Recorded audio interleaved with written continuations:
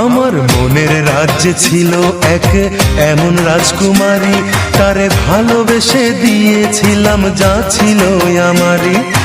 আমার বুকে মাথা রেখে বলতো মনের কথা, ভাগ করিয়া নিতাম দুজন দুঃখ কষ্ট ব্যথা।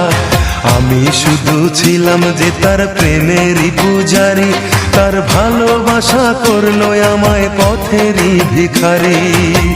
তার কত ভালোবাসি জানে না রে জগৎবাসী, জানে অন্তর্যামী। যখন তোমার কেউ ছিল না তখন ছিলাম আমি, এখন তোমার সব হয়েছে পর হয়েছি আমি।